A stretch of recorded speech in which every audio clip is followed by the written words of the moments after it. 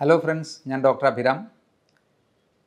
നമ്മുടെ ദഹന വ്യവസ്ഥയിലെ പ്രശ്നങ്ങൾ അതിനെപ്പറ്റി ചിന്തിക്കുമ്പോൾ നിങ്ങൾ ആദ്യമായിട്ട് ചിന്തിക്കുന്ന കുറച്ച് ലക്ഷണങ്ങൾ ഒരു പക്ഷേ വയറ് ഊതി വീർത്ത പോലത്തെ ഒരവസ്ഥ, പൊളിച്ചു തേട്ടൽ, ഏമ്പക്കം, കീഴ്വായു, ഇടയ്ക്കിടെയുള്ള വയറുവേദന, കോൺസ്റ്റിപ്പേഷൻ, ഈ ഒരു ഗ്രൂപ്പ് ഓഫ് സിംറ്റങ്ങളെ പറ്റിയാണ് നിങ്ങൾ ശരിക്കും പറഞ്ഞാൽ കൂടുതലായിട്ടും ആലോചിക്കുന്നുണ്ടാവുക, അല്ലേ? എന്നാൽ ഏതൊരു അസുഖവും പ്രാഥമികമായി തുടങ്ങാൻ സാധ്യതയുള്ളത് ഈ ദഹന വ്യവസ്ഥയിൽ വരുന്ന അപചയങ്ങൾ മൂലം തന്നെയായിരിക്കും. കാരണം ഗട്ട് ബ്രെയിൻ ആക്സിസ് എന്ന ഒരു കണക്ഷൻ തന്നെ പ്രവർത്തിക്കുന്നുണ്ട്. നമ്മുടെ ശരീരത്തിലെ ഒരു സെക്കൻഡ് ബ്രെയിനായിട്ട് പറയാവുന്നതാണ് നമ്മുടെ ദഹന വ്യവസ്ഥ അഥവാ ഗട്ട്. അപ്പോൾ ഇതിൻ്റെ ഹെൽത്തുമായി റിലേറ്റഡ് ആയിട്ട് പലപ്പോഴും നമ്മൾ ചിന്തിക്കാത്ത ഒരുപാട് തലങ്ങൾ ഇതിനുണ്ട്. ഫോർ എക്സാമ്പിൾ, ഇപ്പോൾ ഒരു സ്കിൻ അസുഖമുള്ള ഒരു വ്യക്തിയാണെന്ന് വിചാരിക്കുക. സോറിയാസിസ് എന്ന ഒരു അസുഖത്തെക്കുറിച്ച് ചിന്തിക്കുമ്പോൾ നമ്മൾ എപ്പോഴും അതൊരു തൊലിപ്പുറമേയുള്ള ഒരു അസുഖമാണ്, അല്ലെങ്കിൽ അതൊരു പാരമ്പര്യമായിട്ട് എനിക്ക് വന്നതാണ് എന്ന രീതിയിലായിരിക്കാം. പക്ഷേ ഞാൻ എൻ്റെ പ്രാക്ടീസിൽ ഇത്തരത്തിലുള്ള എന്തൊരു അസുഖവുമായിക്കോട്ടെ എല്ലാവരോടും ഇൻവേരിയബിളി പറയുന്ന ഒരു കാര്യമാണ്, നിങ്ങൾ ഭക്ഷണക്രമം കൃത്യമായി ശ്രദ്ധിക്കണം. ഭക്ഷണത്തിനാണ് നമുക്ക് നല്ല ആരോഗ്യത്തെയും ഇമ്മ്യൂണിറ്റിയും പ്രദാനം ചെയ്യാൻ കഴിയുന്നതും അതേപോലെ തന്നെ ആരോഗ്യത്തെ നശിപ്പിക്കാൻ കഴിയുന്നതും. ശരിയല്ലേ? ആ ഭക്ഷണത്തിൽ വരുന്ന വ്യതിയാനങ്ങൾ, അതിൻ്റെ അബ്സോർപ്ഷൻ ഡിഫക്ട്സ്, ഇങ്ങനെ പല കാര്യങ്ങളും ഒട്ടനവധി മറ്റ് പ്രശ്നങ്ങളുണ്ടാക്കാം. പിന്നെ പറയാൻ ഉദ്ദേശിച്ചത്, നിങ്ങൾ ഈ ഒരു ദഹന വ്യവസ്ഥയിലെ അല്ലെങ്കിൽ ഗട്ടിൻ്റെ ഹെൽത്തുമായി റിലേറ്റഡ് ചിന്തിക്കുമ്പോൾ ഈ കാര്യങ്ങൾ മാത്രം ചിന്തിച്ചാൽ പോരാ എന്നുള്ളതാണ്. പലപ്പോഴും എൻഡോക്രൈൻ അസുഖങ്ങൾ, അമിതമായ മെൻ്റൽ സ്ട്രെസ്, ഓട്ടോ ഇമ്മ്യൂൺ അസുഖങ്ങൾ, ഇത് ഇന്നത്തെ ഈ ഒരു കാലഘട്ടത്തിൽ വളരെ കൂടുതലാണ്. അതിൻ്റെ ഒരു പ്രധാന കാരണം ഈ ഒരു ദഹന വ്യവസ്ഥയിലെ അപചയമായിരിക്കാം. അതുപോലെ തന്നെ തൈറോയ്ഡ് റിലേറ്റഡ് ആയിട്ടുള്ള ഇഷ്യൂസ്, ഇതൊക്കെ തന്നെ പ്രാഥമികമായി തുടങ്ങുന്നത് ഈ ഒരു ലെവലിൽ നിന്നായിരിക്കും. ഇൻക്ലൂഡിങ് ക്യാൻസർ പോലെയോ അല്ലെങ്കിൽ കാർഡിയോവാസ്കുലർ ഹാർട്ട് റിലേറ്റഡ് ആയിട്ടുള്ള പ്രശ്നങ്ങളൊക്കെ തന്നെ സംഭവിക്കുന്നത് ഈ ഒരു ലെവലിൽ നിന്നാണ്. അപ്പോൾ നമുക്ക് ഈ ഒരു ദഹന വ്യവസ്ഥയിലെ പ്രശ്നങ്ങൾ മൂലം നമുക്ക് വരാവുന്ന മറ്റു കാര്യങ്ങൾ ഒരു ഗ്രൂപ്പ് നമുക്ക് ഓൾറെഡി അറിയാം. അതായത് വയറ് സംബന്ധമായിട്ടുള്ള അസിഡിറ്റി, നെഞ്ചരിച്ചിൽ, പുളിച്ചു തേട്ടൽ, അല്ലെങ്കിൽ കോൺസ്റ്റിപ്പേഷൻ, ചിലവർക്ക് ഡയേറിയ, മലത്തിൽ കഫം കലർന്നു പോകുക, ഇടയ്ക്കിടയ്ക്ക് വയറുവേദന, പ്രത്യേകിച്ച് ക്രോൺസ് ഡിസീസ്, അൾസറേറ്റീവ് കൊളൈറ്റിസ്, അത്തരത്തിലുള്ള ഓട്ടോഇമ്യൂൺ അസുഖങ്ങളൊക്കെ ആണെങ്കിൽ ഈ ഒരു ഗ്രൂപ്പ് ഓഫ് ലക്ഷണങ്ങൾ അവർക്ക് തീർച്ചയായിട്ടും അതിൻ്റെ കൂടെ ഉണ്ടാകാം. എന്നാൽ ഇത് കൂടാതെ ശരീരത്തിൽ അകാരണമായി നിലനിൽക്കുന്ന നീർക്കെട്ട്, ഈ നീർക്കെട്ട് എന്നുള്ള വാക്ക് പലപ്പോഴും പേഷ്യൻസ് ഉപയോഗിക്കാറുണ്ട്.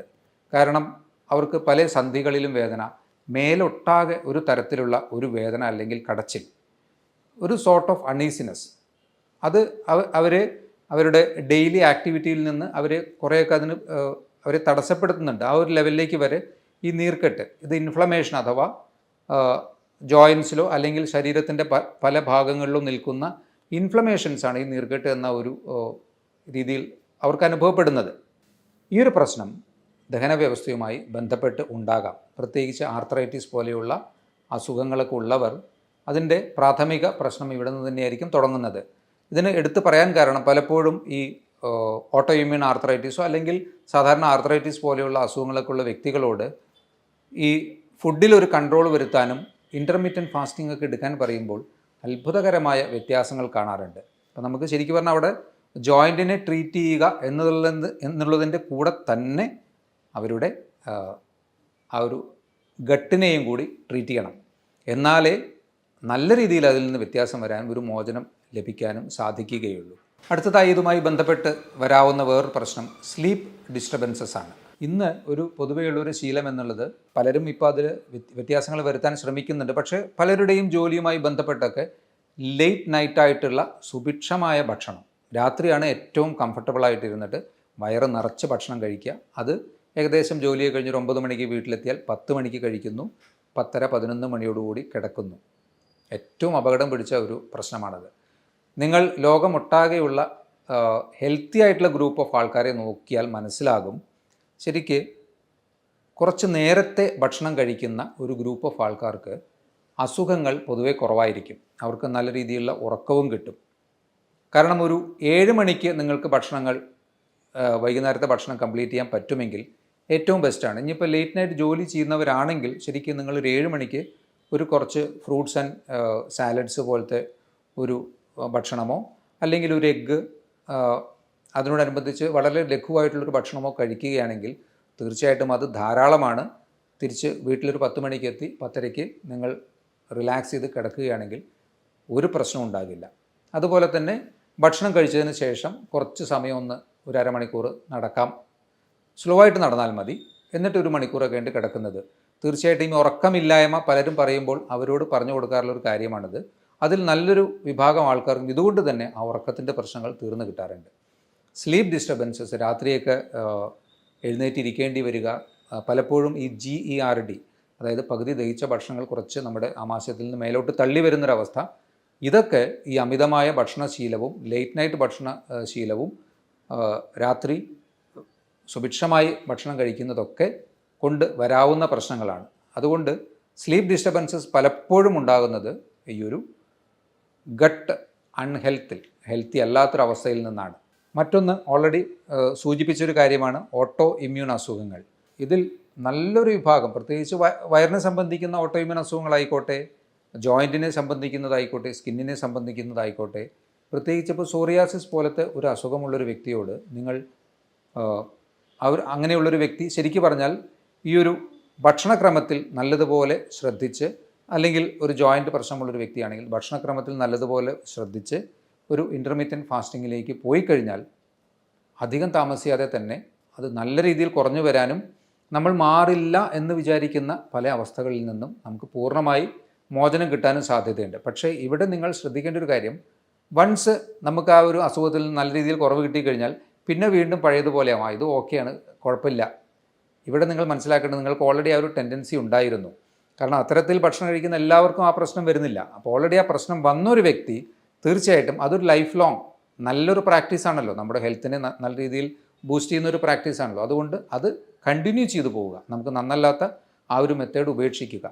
അങ്ങനെയാണെങ്കിൽ അതിൽ നിന്ന് കാലക്രമേണ അധികം താമസിയാതെ തന്നെ നിങ്ങൾക്ക് പൂർണ്ണമായിട്ടുള്ള ഒരു റിലീഫും കിട്ടും എന്നുള്ളതാണ് പലപ്പോഴും ബോധ്യപ്പെട്ടിട്ടുള്ളത്. ഇനി മറ്റ് പലപ്പോഴും ഈ ഒരു ദഹന വ്യവസ്ഥയിലെ അപചയങ്ങളുമായി ബന്ധപ്പെട്ട് നമ്മൾ മനസ്സിലാക്കാതെ വിട്ടുപോകുന്ന ഒരു കാര്യം അൺഇൻറ്റൻഷണലായിട്ടുള്ള വെയിറ്റ് ഗെയിനോ അല്ലെങ്കിൽ വെയിറ്റ് ലോസോ. കഴിക്കുന്ന ഭക്ഷണമൊക്കെ യഥാവിധി അബ്സോർബ് ചെയ്യാൻ നമ്മുടെ കുടലിനും ഇൻറ്റസ്റ്റൈൻസിനും സാധിക്കുന്നില്ലെങ്കിൽ തീർച്ചയായിട്ടും അത് നമുക്ക് ഒരുപാട് ഡെഫിഷ്യൻസീസ് ഉണ്ടാക്കാം. ഇൻക്ലൂഡിങ് നെർവസ് സിസ്റ്റം പ്രശ്നങ്ങൾ, B12 ഡെഫിഷ്യൻസിയൊക്കെ മൂലം അത്തരത്തിലുണ്ടാകാം. കാൽസ്യം അബ്സോർപ്ഷൻ്റെ ഡിഫക്ട്സ് ഉണ്ടാവാം, പ്രോട്ടീൻ അബ്സോർപ്ഷൻ്റെ ഡിഫക്റ്റ് ഉണ്ടാവാം.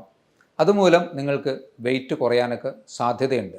അപ്പോൾ മറ്റു കാരണങ്ങളൊന്നും നോക്കുമ്പോൾ ഒരുപക്ഷെ ബ്ലഡ് ചെക്ക് ചെയ്തവരെ എല്ലാം നോർമലായിട്ട് കാണിക്കും, പക്ഷേ നിങ്ങൾ വെയിറ്റ് കുറഞ്ഞു വരുന്നു. അതിൻ്റെ ഒരു പ്രധാന കാരണം നിങ്ങളുടെ ദഹന വ്യവസ്ഥയിൽ, നിങ്ങളുടെ ഇൻറ്റസ്റ്റൈൻസിൽ അല്ലെങ്കിൽ ഗ്യാസ്ട്രോ ഇൻറ്റസ്റ്റൈനൽ ട്രാക്റ്റിൽ വന്നിട്ടുള്ള കുറവുകൾ, അല്ല അതിൻ്റെ ശരിയായ രീതിയിലുള്ള ഫങ്ഷൻ ഇല്ലായ്മ തന്നെ ആയിരിക്കും. അപ്പോൾ ഇത്രയും കാര്യങ്ങളൊക്കെ ഉണ്ടെങ്കിൽ, ഇപ്പോൾ ഒരു ജോയിൻറ്റ് പെയിനോ സ്കിൻ കംപ്ലയിൻസോ ഓട്ടോ ഇമ്മ്യൂൺ അസുഖങ്ങളുടെ ടെൻഡൻസിയോ അധികമായ വെയിറ്റ് റിഡക്ഷനോ ഒക്കെ ഉണ്ടെങ്കിൽ തന്നെ നിങ്ങൾ ആദ്യം ഒന്ന് തിരിഞ്ഞു നോക്കേണ്ടത് നിങ്ങളുടെ ദഹന വ്യവസ്ഥയിലേക്കാണ്. അത് ശരിയായ രീതിയിലാണോ? അതിൻ്റെ കൂടെ നിങ്ങൾക്ക്, അത് ഞാൻ മുന്നേ ചില അവസരങ്ങളിൽ പറഞ്ഞിട്ടുണ്ട്, അതായത് പലരും ഇപ്പോൾ ഒരു തലവേദന ജോയിൻറ്റ് പെയിനായിട്ട് വന്നു കഴിഞ്ഞാൽ അവരോട് ചോദിച്ചാൽ വേറെ എന്തെങ്കിലും പ്രശ്നമുണ്ടോ എന്ന് ചോദിച്ചു കഴിഞ്ഞാൽ അയ്യോ പറയാൻ മറന്നുപോയി, ഭയങ്കരമായ ഗ്യാസിൻ്റെ പ്രശ്നമുണ്ട്. അപ്പോൾ അത് എത്രയോ വർഷങ്ങളായിട്ട് അവരെ അലട്ടിക്കൊണ്ടിരിക്കുന്ന ആ ഒരു പ്രശ്നം തന്നെയായിരിക്കും ഈ ഒരു അവസ്ഥയിലേക്ക് അവരെ എത്തിച്ചത്. അപ്പോൾ ഗട്ട് ഹെൽത്ത് തീർച്ചയായിട്ടും ജനറൽ ഇമ്മ്യൂണിറ്റിയിലും അതുപോലെ തന്നെ മറ്റ് അസുഖങ്ങൾ വരുത്തുന്നതിലേക്കും ഒക്കെ തന്നെ ഒരു പ്രധാന ഘടകമാണ്. അപ്പോൾ നമുക്ക് ഇതിനെ എങ്ങനെ മാനേജ് ചെയ്യാൻ പറ്റുക? ഈ പറഞ്ഞ കാരണങ്ങളിൽ തന്നെയുണ്ട് അതിൻ്റെ മാനേജ്മെൻറ്റും. ഇപ്പോൾ രാത്രി ഉറക്കക്കുറവ്, അപ്പോൾ അതിലൂടെ നമുക്ക് എന്താ വരിക? മെൻ്റൽ സ്ട്രെസ്സ് വരും. അപ്പോൾ മൈൻഡിനെ റിലാക്സ് ചെയ്യാൻ സഹായിക്കുന്ന രീതിയിലുള്ള ലഘുഭക്ഷണം, പ്രത്യേകിച്ച് രാത്രി കാലങ്ങളിൽ അത് ഒരു ലഘുഭക്ഷണത്തിലേക്ക് പോകുക, ഫൈബർ റിച്ച് ആയിട്ടുള്ള ഭക്ഷണം കഴിക്കുക, കൃത്യമായ ഉറങ്ങുക. ഇവിടെ പലപ്പോഴും സംഭവിക്കുന്ന ഈ ഗ്യാസ് റിലേറ്റഡ് ആയിട്ട് അല്ലെങ്കിൽ അസിഡിറ്റി റിലേറ്റഡ് ആയിട്ടൊക്കെ പലപ്പോഴും സംഭവിക്കുന്നത്, ഇന്നത്തെ ഒരു പ്രാക്ടീസ് പലരും രാത്രി വീട്ടിൽ വന്നു കഴിഞ്ഞാലാണ് മൊബൈലൊക്കെ നോക്കി പല കാര്യങ്ങളും ചെയ്യാനുണ്ടെങ്കിൽ അതിൻ്റെ റിപ്ലൈ കൊടുക്കാനും, പല കാര്യങ്ങളും നമുക്ക് അത്ര അത്യാവശ്യമില്ലാത്തതാണെന്നുള്ളതാണ് സത്യം. അപ്പോൾ പ്രൈം ഇമ്പോർട്ടൻസ് ഹെൽത്തിനാണെങ്കിൽ ലേറ്റ് നൈറ്റായിട്ട് മൊബൈൽ കണ്ടിരിക്കുന്നതോ TV വാച്ച് ചെയ്യുന്നതൊക്കെ തന്നെ സ്റ്റോപ്പ് ചെയ്ത് നേരത്തെ ഭക്ഷണം കഴിച്ച് കുറച്ച് നേരത്തെ കിടക്കുക. അപ്പോൾ മെൻ്റലി റിലാക്സ് ചെയ്യാൻ ശ്രമിക്കുക എന്നുള്ളതാണ് ആദ്യത്തേത്. രണ്ടാമത്തേത് കുറച്ച് ഫൈബർ റിച്ച് ആയിട്ടുള്ള ഭക്ഷണമാണ്. അതിൽ തന്നെ രാത്രി കാലങ്ങളിൽ നിങ്ങൾ കഴിവതും ഫ്രൂട്ട്സൊക്കെ ഭക്ഷണത്തിന് ശേഷം കഴിക്കുന്നതിനേക്കാളും ഫ്രൂട്ട്സ് സെപ്പറേറ്റ് ആയിട്ട് തന്നെ വേറൊരു സമയത്ത് ഈവനിങ്ങിലോ അല്ലെങ്കിൽ മോർണിംഗ് എംപ്റ്റി സ്റ്റൊമക്കിലോ വെള്ളം കുടിച്ചതിന് ശേഷം എംപ്റ്റി സ്റ്റൊമക്കിലൊക്കെ കഴിക്കുന്നതായിരിക്കാം കുറച്ചും കൂടി നന്നാവുക.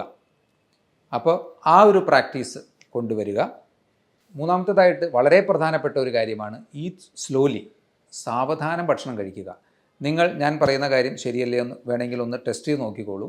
സാധാരണ നിങ്ങൾ രാവിലെ ഒരു 5 ഇഡ്ഡലി കഴിക്കുന്ന വ്യക്തിയാണെങ്കിൽ അത് നിങ്ങൾ തിരക്ക് കാരണം പെട്ടെന്ന് ഒരു ഒരു 5 to 10 മിനിറ്റ്സിൽ അത് തീർക്കുന്ന ഒരു വ്യക്തിയാണെങ്കിൽ നിങ്ങൾ കുറച്ച് സമയം അതിന് കണ്ടെത്തി ഒരു 20 മിനിറ്റ് ആവറേജ് എടുത്ത് ഈ 5 ഇഡ്ഡലി കഴിക്കാൻ ശ്രമിച്ചു നോക്കൂ. നിങ്ങളുടെ മനസ്സ് പറയുന്നുണ്ട് ഇത്ര ഇഡ്ഡലി നമുക്ക് ആവശ്യമില്ല, പക്ഷേ വയറിന് പെട്ടെന്ന് കഴിക്കുന്നത് കൊണ്ട് അതിന് തിരിച്ചറിയാൻ കഴിയുന്നില്ല. 3 ഇഡ്ഡലി കഴിക്കുമ്പോഴേക്കും നിങ്ങളുടെ വയറ് ഫുള്ളായിരിക്കും. മിക്കവാറും ഒരു ഏമ്പക്കം പോലെ നമുക്ക് അങ്ങനത്തെ ഒരു ഫീലിംഗ് ഉണ്ടാവില്ല പലപ്പോഴും. മതിയായി എന്ന് വയറ് പറയും. അപ്പോൾ മെല്ലെ കഴിക്കുക എന്നുള്ളത് ചവച്ചരച്ച് സലൈവയുമായി മിക്സ് ചെയ്ത് അതിൻ്റെ കറക്റ്റായിട്ടുള്ള പ്രോസസ്സിലൂടെ കഴിച്ച് കഴിഞ്ഞാൽ നമുക്ക് ഭക്ഷണം ശരീരത്തിന് അത്രേ ആവശ്യമുള്ളൂ. ബാക്കിയുള്ളത് നമ്മളറിയാതെ കഴിച്ചതൊക്കെ ഫാറ്റായിട്ട് കൺവേർട്ട് ചെയ്ത് പോവും, അല്ലെങ്കിൽ അതിൻ്റെ യൂസ് ഇല്ലാതെ പോവും. അപ്പം അതുകൊണ്ട് മെല്ലെ ഭക്ഷണം കഴിക്കുക എന്നുള്ള പ്രാക്ടീസ് തീർച്ചയായിട്ടും നിർബന്ധമാക്കേണ്ടതാണ്.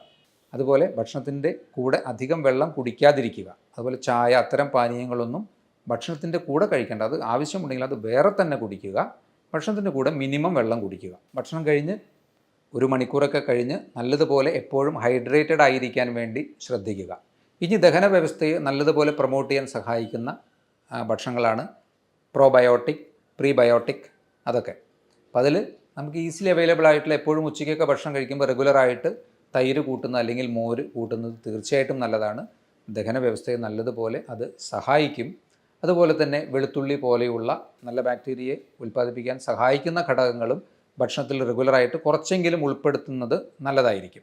കൊളാജനെ ബൂസ്റ്റ് ചെയ്യാൻ സഹായിക്കുന്ന തരത്തിലുള്ള ഫിഷ്, എഗ്ഗ്, ഇതൊക്കെ റെഗുലറായിട്ട് ഭക്ഷണത്തിൽ ഉൾപ്പെടുത്തുക. അല്ലെങ്കിൽ ഇലക്കറികളിൽ പ്രത്യേകിച്ച് ചീര വർഗ്ഗങ്ങൾ, പാലക്ക് പോലെയുള്ള ഭക്ഷണങ്ങൾ, ഇതൊക്കെ തന്നെ കുറച്ച് കൂടുതൽ പരിപ്പ് വർഗ്ഗങ്ങൾ, ഇതൊക്കെ മോഡറേറ്റ് ആയിട്ടുള്ള അളവിൽ ഭക്ഷണത്തിൽ ഉൾപ്പെടുത്തുക. എപ്പോഴും നമുക്കൊരു ഭക്ഷണം നല്ലതാണെന്ന് തോന്നിക്കഴിഞ്ഞാൽ അത് തന്നെ റിപ്പീറ്റഡായിട്ട് കഴിക്കുകയല്ല വേണ്ടത്. അതിൻ്റെ മോഡറേറ്റ് ആയിട്ടുള്ള അളവിലും മറ്റ് ഭക്ഷണങ്ങളും മാറി മാറി ഡെയിലി ഓരോന്ന് മാറി മാറി ഉപയോഗിക്കുക. അപ്പോഴാണ് ശരിക്കും നല്ലൊരു റിച്ച് ആയിട്ടുള്ളൊരു ന്യൂട്രീഷൻ നമുക്ക് കിട്ടുക. ഇതിൻ്റെ കൂടെ നിങ്ങൾക്ക് കാര്യമായിട്ടുള്ള വയറിൻ്റെ പ്രശ്നങ്ങളുണ്ടെങ്കിൽ തീർച്ചയായും, അല്ലെങ്കിൽ അതുമായി ബന്ധപ്പെട്ട് ഞാൻ നേരത്തെ സൂചിപ്പിച്ചതുപോലെയുള്ള ഓട്ടോഇമ്യൂൺ അസുഖങ്ങളൊക്കെ ഉണ്ടെങ്കിൽ ഇൻ്റർമീഡിയറ്റ് ഫാസ്റ്റിംഗ് ഒരു ഡോക്ടറുടെ നിർദ്ദേശത്തോടു കൂടി നിങ്ങൾക്ക് പ്രാക്ടീസ് ചെയ്ത് നോക്കാവുന്നതാണ്. അത് ഞാൻ ഉറപ്പിച്ച് പറയുന്നു, നിങ്ങളുടെ ഗട്ട് ഹെൽത്തിനെ നല്ലതുപോലെ ഇമ്പ്രൂവ് ചെയ്യും. ഇത്രയും കാര്യങ്ങളൊന്ന് ശ്രദ്ധിച്ച് ചെയ്യുകയാണെങ്കിൽ നമുക്ക് വരാവുന്ന ഒരുപാട് അസുഖങ്ങളെ തടയാനും നമ്മുടെ ദഹന വ്യവസ്ഥയെ നല്ലതുപോലെ സംരക്ഷിച്ച് നിർത്താനും നമുക്ക് കഴിയും. ഇതുപോലെയുള്ള മറ്റൊരു ടോപ്പിക്കുമായി വീണ്ടും കാണാം. ബൈ.